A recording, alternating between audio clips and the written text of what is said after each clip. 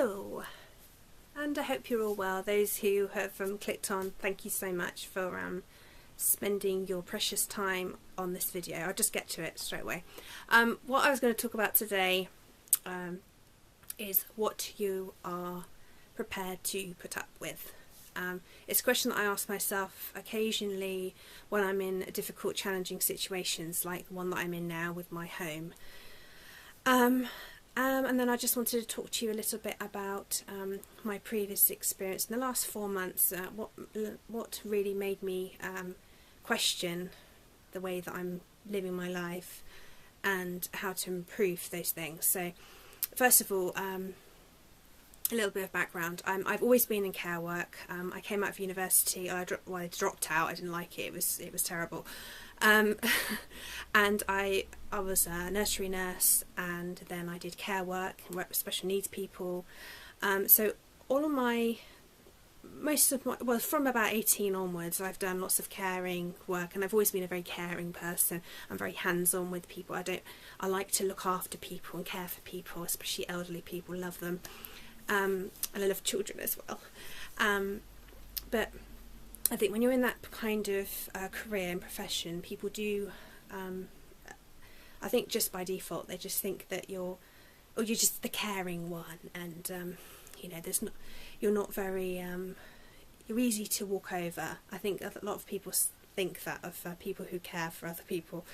But recently I've decided that I actually don't want to do that kind of work anymore unless it's my family or a friend. But about 4 months ago, when I moved to France with my family, and we thought that we went there thinking that we were going to set up our own eco home and build it and have a group of people around us that we would loosely call a community, but mainly just, be a nice little family of friends and possibly launch a business from where we were.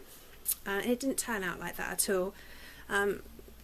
Deception, dishonesty from the person that owned the whole property meant that we ended up with no money for 4 months, doing a hell of a lot of work, sometimes, in excess of 12-hour days work, in very, very difficult conditions, no electric, no running hot water near where we were, and we ended up just camping. We were trying to build our own home, but we just ended up camping, and I've got 2 little girls, and you imagine, after a while it started to, tempers wore thin and people fell out, and I ended up shouting at a few people, which I don't like doing. It's horrible. But the point was that somebody there who was in her 60s, she said to me that, what are you prepared to put up with, Jo? Are you going to just keep on being volunteering and not getting paid? Are you prepared to let people walk all over you? Are you prepared for people to tell you what to do? Are you prepared to live in a tent just because you're so passionate about living in an ecological way? So at the start I was really defensive, and I thought, well, of course I can handle this, and it's kind of like that slapping over the back. I will, I'll cope with this, and I'll be strong. It's kind of like a martyr complex. But once I thought about that question, then I thought, actually, I don't like this anymore. It's not benefiting me in my life. I'm not just going to live in a tent in a wood that I have no permission to live in anyway, for somebody who owns an enormous property, nice and rich with lots of assets, for me to just work as a little minion. I just thought then I sort of pieced it all together, and I thought, I don't want to do that anymore. That's absolutely ridiculous. So, and then I think back to the times where my husband's done work for very, very wealthy people, and they start quibbling over a tiny amount that they could pay, but a massive amount that it meant to us, 400 quid or something like that.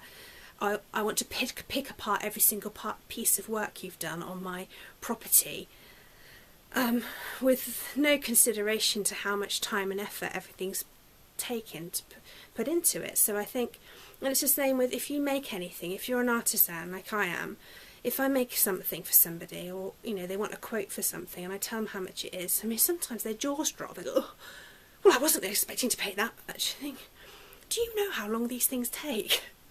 You know, things like that. You've got to, you don't want to fleece people, or you don't, but at the same time you don't want to, in your life, it doesn't matter whether you make things or if you're just you know, working, but you know, you've got to let people know that there's certain things you won't put up with. So you know, people will always come to you because you're the one that always does the overtime, or you're the one that's always flexible with swapping shifts with people. I think sometimes it's good to say, actually I'm busy, or no.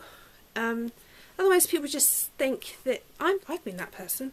I've been that person that people just go to because I'll basically do almost anything. I'll babysit the children, I'll come at the last minute. I've had people, so-called friends, and we've helped them move their home, move out of their house, literally a few hours before the next people pulled up to come in, and then take their stuff and house it here in our home when we had no space to move. We have 2 rooms downstairs and that's it.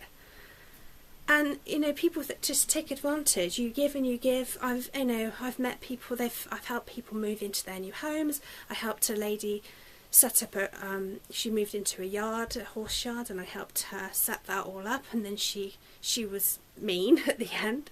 I mean, I think really what I'm trying to say is, if you put up with certain things, and if you believe the universe gives it back, which I kind of do, so you'll just get back what you put in. So I think it's important to really focus on how to bring your power back, and just, you know, you don't have to be that grumpy person that always says no, but you don't have to be that kind of pushover that always says yes either. So there's a nice balance going on. So I wanted to put the question to you, what is it that how much are you prepared to put up with? I mean, you know, things that are important in my life is I'm desperate to lose weight. It's something that I have to do. I have to do it for me. I have to do it for my family.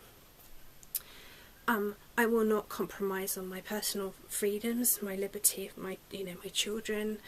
I'm very, very passionate about human rights, so I don't budge on that. But that's something that I've learnt the last 2 years. Before then I didn't have a clue. But yeah, so thanks for listening, and if you resonate with any of this or have something that you want to say as well, just plop it underneath and I'll try and answer. So thanks for listening, thank you very much, and I'll see you tomorrow. Bye!